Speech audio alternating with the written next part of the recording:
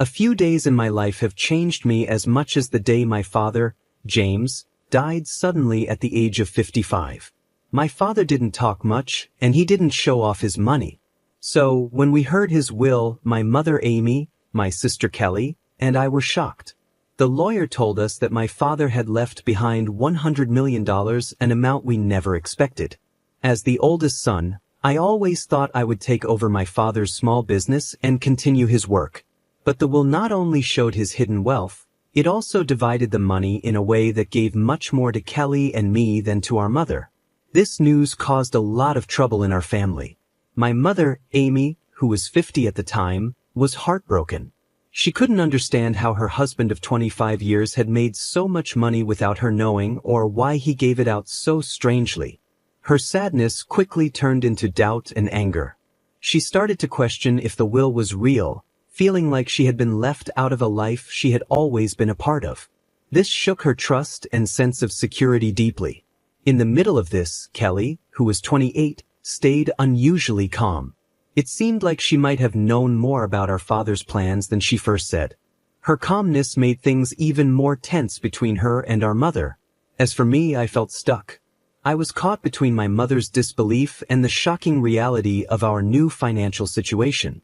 I wondered why my father kept these secrets and what led him to divide his wealth in such a strange way. The inheritance, instead of feeling like a gift, felt more like a curse that could tear our family apart. The will became the center of arguments, with each of us dealing with shock and confusion in our own way. Soon, my mother decided to challenge the will in court. Our home, once a place of love and togetherness, became a battlefield filled with secrets and shifting loyalties. Throughout it all, I struggled with my own feelings, trying to hold on to my love for my family while also dealing with this difficult situation. I respected my mother, but I also wanted to honor my father's final wishes. This argument over the inheritance brought up deep problems in our family, making us question the strength of our relationships. It made me realize that the money my father left could change our lives, but at what cost? That answer seemed more and more troubling as we prepared for a legal fight none of us really wanted. With each step, we felt more and more of what we had lost since that shocking day. After finding out about my father James's will, we were hit with a rush of emotions and legal documents. My mother, Amy, overwhelmed by grief and disbelief, decided to challenge the will. She couldn't understand how my father had secretly saved up $100 million, and she couldn't accept that he left most of it to my sister and me, leaving her with much less. She didn't think the will was genuine. With the help of Mr. Charles, our family lawyer, my mother started a legal battle that soon took over our lives. The courtroom became the place where all of our family's private matters were exposed. Each session revealed more about our personal and financial lives than we ever wanted. My mother's case was built on several points. She questioned whether my father was mentally fit to make these decisions when he wrote the will and suggested that maybe someone had influenced him. She even wondered if the will was fake because of the sudden discovery of his wealth and how it was divided. Every court session was emotionally exhausting. I stood by my mother, not completely sure about her doubts, but I supported her because I understood her need for answers. My sister, Kelly, kept to herself more and more. She argued that our father had every right to split his money the way he wanted, and questioning him was both wrong and pointless. As the legal case dragged on, the tension in our family grew worse. The public nature of the court case drew the attention of the media, turning our personal struggle into a story for everyone to watch. Reporters dug into my father's past, discovering his quiet investments and business deals that had stayed hidden for years. This media attention made everything even harder to bear. Through all of this, Mr. Charles was a steady presence. His knowledge of family law and his calm approach helped us get through the chaos, even though his efforts to mediate were often overshadowed by the strong emotions that came out with every new piece of information. The legal fight also made me rethink what I knew about my father. Each court session, with each new fact about his hidden life, painted a different picture of the man I thought I knew. I thought I knew my father, but maybe I never really did. The mystery around this inheritance, with all its legal complications, became a symbol of lost connections and hidden truths in our family. Throughout it all, my mother stayed strong. She fought the case not just for her share of the money, but to find the truth about the man she loved and the life they built together. This battle, though full of legal issues, was really about finding out who we were and wanting to be recognized in the shadow of a legacy that suddenly felt both mysterious and huge. The fight over my father's will not only revealed his hidden financial life but also started to change how we related to each other as a family. As the legal case continued, my sister Kelly's views began to change, creating more distance between us. At first, Kelly was as surprised as the rest of us by what the will revealed. But as time went on, she started to agree with what our father had written. Kelly, who was 28, began to believe that our father had reasons for the choices he made in his will. She thought his decisions were intentional, maybe to teach us lessons we hadn't yet learned. This put Kelly in direct conflict with our mother, Amy, who felt betrayed and confused by being left out of the large part of the inheritance. The tension between them grew quickly. Family gatherings turned into arguments about the will, loyalty, and grief. Kelly accused our mother of not respecting our father's right to make his own decisions, while our mother felt hurt by Kelly's lack of empathy and her ignoring the emotional pain the will had caused. As Kelly pulled away from our mother, our once close family started to fall apart. Their relationship, once warm, became cold and distant, which was painful to see. I found myself caught in the middle, trying to keep the peace between them while dealing with my own mixed feelings about the inheritance and what it all meant. Kelly's new attitude also affected our relationship. We had always been close as siblings, facing challenges together. But now, the disagreement over the inheritance showed that we had different ideas about money, responsibility, and loyalty to the family. Kelly's determination to claim what she believed our father had left for her created a surprising divide between us. Her arguments even made me rethink my own views on the situation. I started to think that maybe our father wanted this challenge to push us to grow or change. It was a hard and lonely thought because it made me feel distant from both my mother, who was focused on getting justice, and Kelly, who seemed to accept the will's terms more practically. As time went on, the inheritance issue took over our lives, overshadowing everything else in our family. The legal fight, fueled by these family conflicts, drew attention not only from close friends and family but also from the community and the media. This public attention added more stress to our already difficult relationships. In this emotional atmosphere, I found myself thinking more about what inheritance and legacy really meant. The fight forced us to face some uncomfortable truths about our family, our values, and ourselves. As Kelly moved further away from our mother emotionally, it became clear that whatever the outcome of this battle, our family would never be the same. The scars from this conflict seemed likely to affect our relationships and lives for a long time. As the inheritance fight went on, Mr. Charles, our family lawyer, became a key figure. He wasn't just a legal advisor, he got deeply involved in both the emotional and legal sides of our crisis. His experience and calm approach were very helpful as he tried to find a way to save both our family bonds and our financial interests. From the start, Mr. Charles knew this was more than just about money. It was about a grieving family dealing with the loss of a father and the surprising terms of his will. His approach was thoughtful and caring, as he tried to mediate between us while making sure the legal process was fair and careful. Mr. Charles focused on keeping communication open between all family members. He organized meetings where we could talk freely, not just with immediate family, but also with relatives affected by the situation.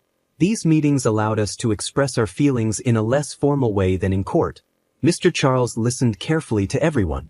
He paid special attention to my mother, who felt left out by the will, and he also talked to Kelly and me, trying to understand why our father made these choices. His ability to handle these conversations with care was important in keeping things from getting worse. On the legal side, Mr. Charles used his expertise to look at all possible outcomes of the case. He made sure we understood all the options, guiding us through this tough situation.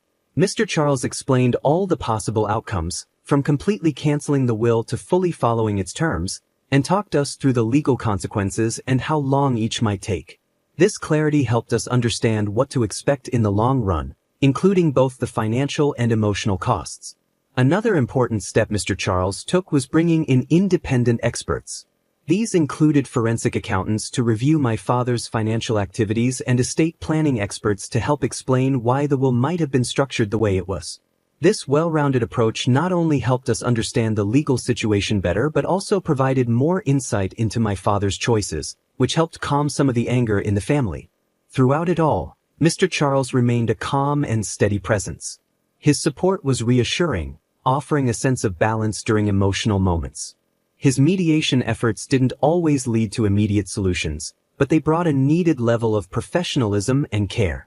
As time went on, Mr. Charles became more than just a lawyer, he became someone we could trust, guiding our family through one of the hardest times we had ever faced.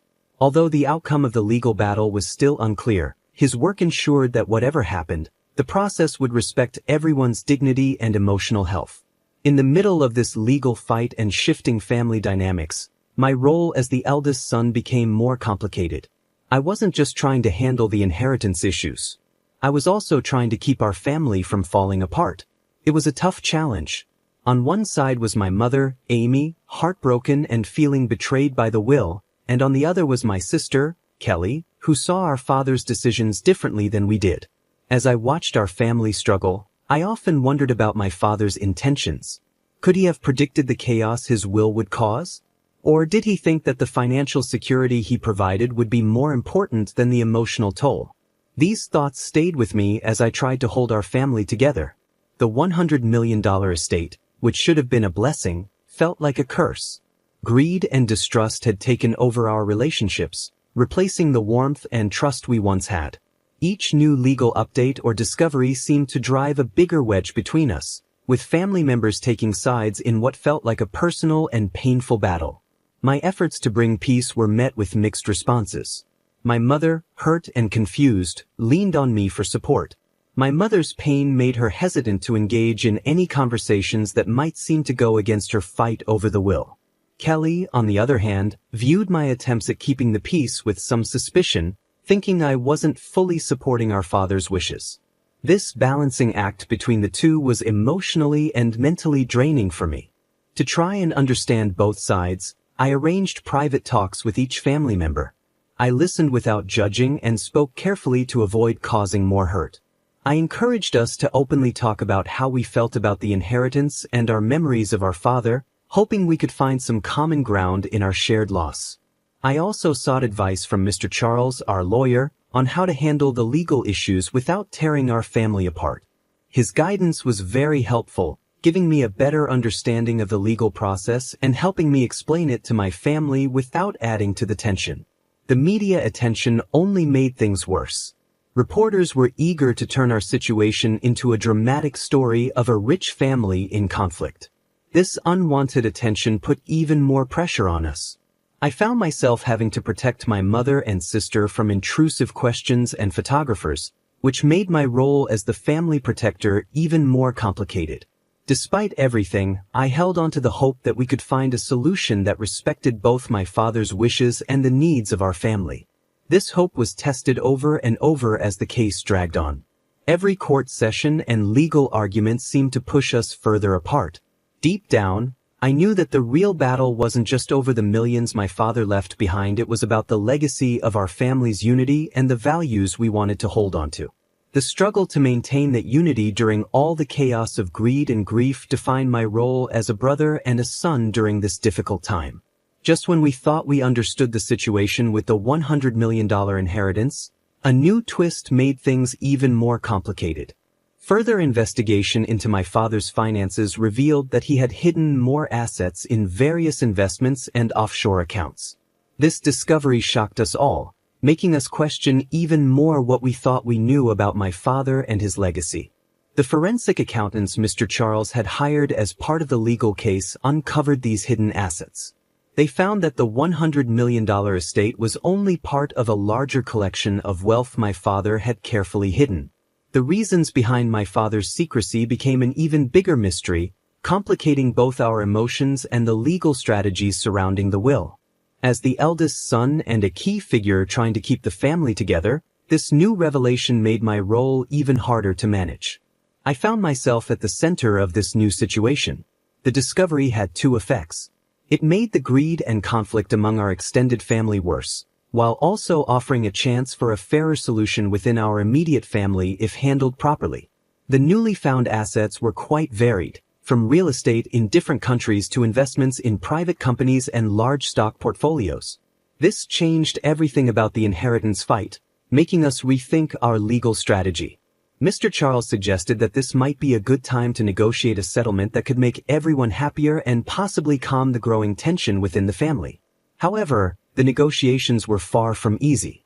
With more assets on the table, there was even more to argue about, and tensions rose as each family member reconsidered their position. My mother, already suspicious about the will, became even more convinced that her exclusion was a personal betrayal.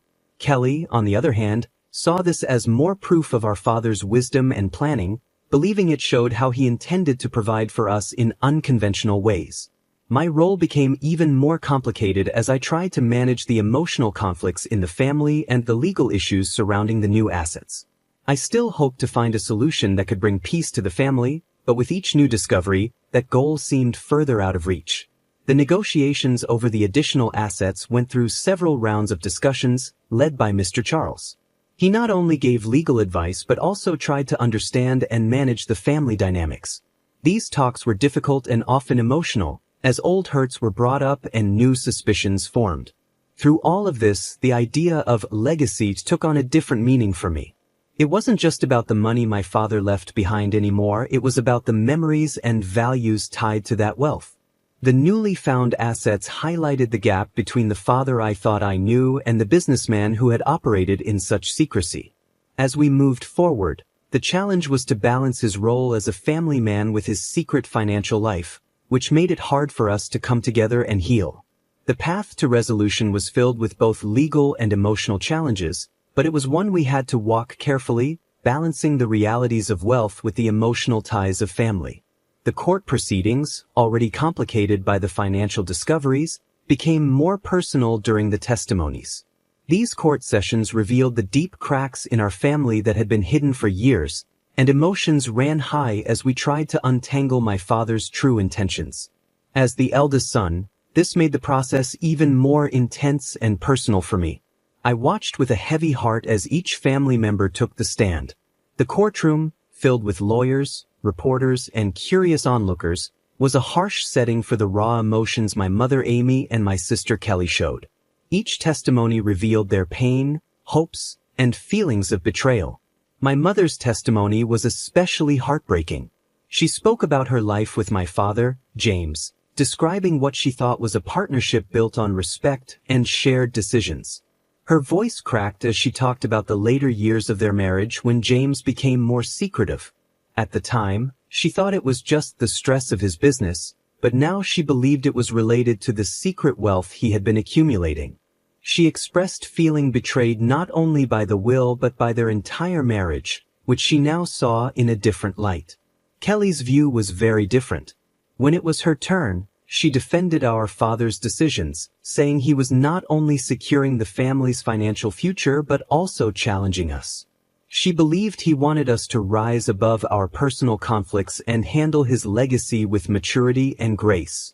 Her testimony was confident and composed, but it did little to ease the tension between her and our mother. During my own testimony, I tried to offer a balanced perspective, acknowledging both my mother's pain and what I thought might have been my father's intentions. I spoke about the man I knew, a loving father and a smart businessman who may not have realized how his secret financial planning would affect us emotionally.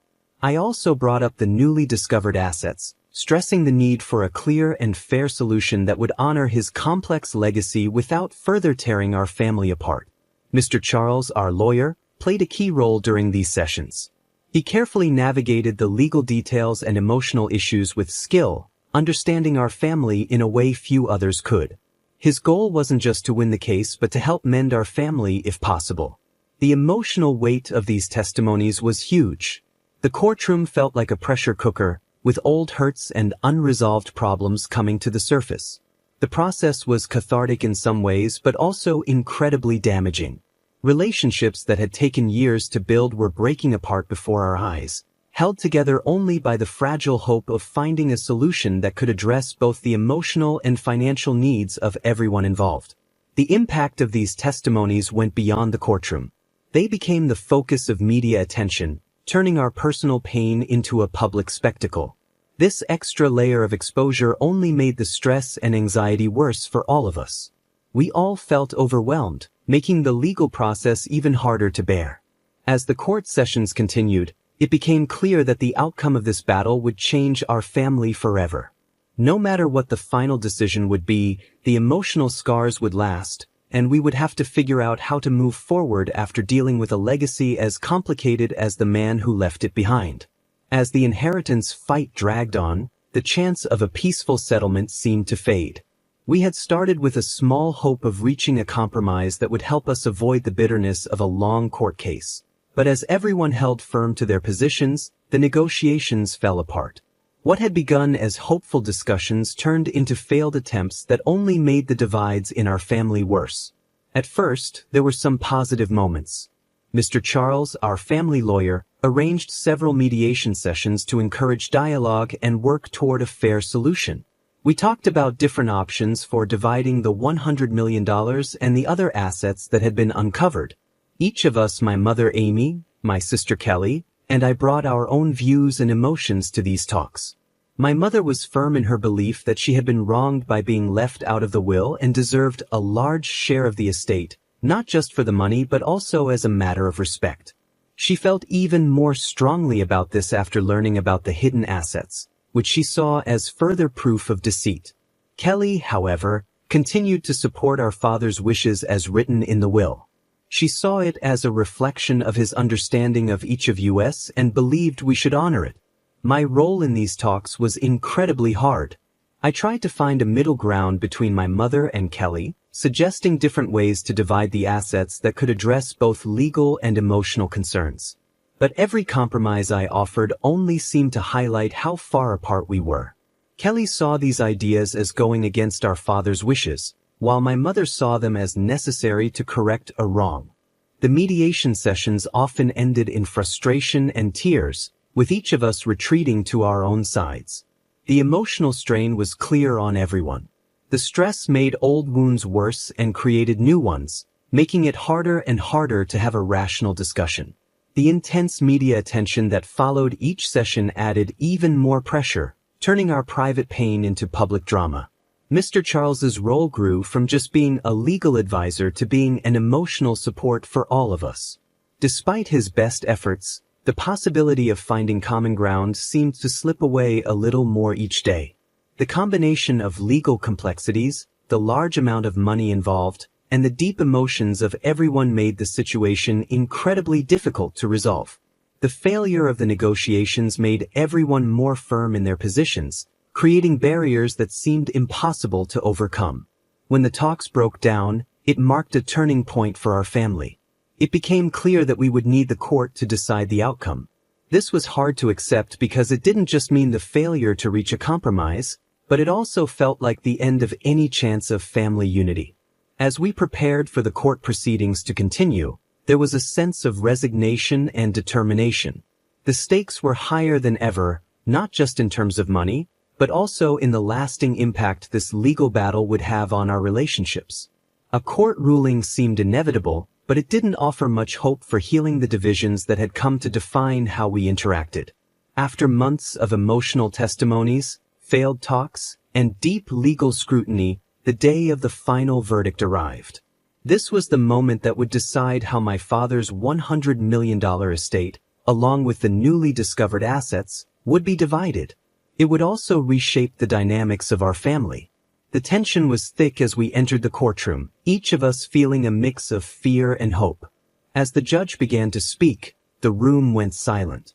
The verdict would not only settle the legal dispute over the inheritance but also mark the start of a new chapter for our family.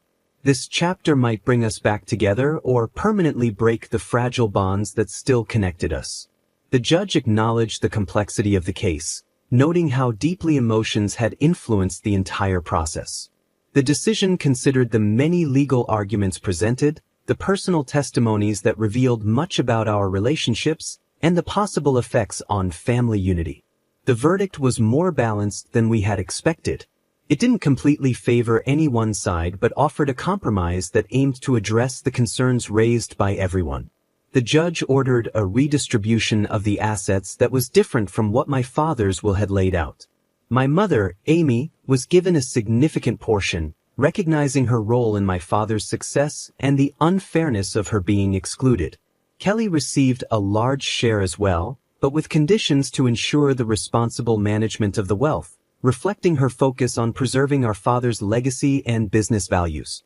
As for me, I was given the responsibility of overseeing certain parts of the estate, with the task of balancing our father's business legacy while making sure that all family members were fairly supported. The verdict also required us to attend family counseling as part of the estate settlement, recognizing the deep emotional wounds that needed healing beyond the legal matters. This showed the judge understood that the issues we faced weren't just about money, but about the very core of our family relationships. When we left the courtroom, the mood was quiet and heavy. There was some relief that the legal fight was over, but the emotional weight was still there. Kelly, Amy, and I exchanged tired looks, knowing that while the court had made its decision, the journey to emotional healing and real reconciliation was just beginning. In the days after the verdict, we took small steps toward understanding and possibly forgiveness. The required counseling sessions weren't so much about the will anymore, but about years of miscommunication and unspoken feelings. Slowly, we began to see each other not as enemies in a legal fight but as family members who had all lost something irreplaceable: the trust and simplicity we once shared before the will was revealed. The court's decision had definitely changed our family dynamics, creating new rules for how we would interact and handle financial matters. But it also gave us a small hope that, over time, we might rebuild something stronger from the conflict. The final ruling on the inheritance brought both an end and new challenges. It closed the chapter on our bitter legal battle over my father's $100 million estate but opened a time for reflection and rebuilding as we moved forward. One of the biggest lessons we learned from this experience was the importance of being open with each other. The secrecy around my father's finances had been a major cause of the conflict. From now on, we committed to being more transparent about financial matters, making sure no family member would ever feel left out or surprised again. This openness extended beyond just money. It included having more honest conversations about our expectations and concerns as a family. Another important lesson was the value of good legal and financial planning.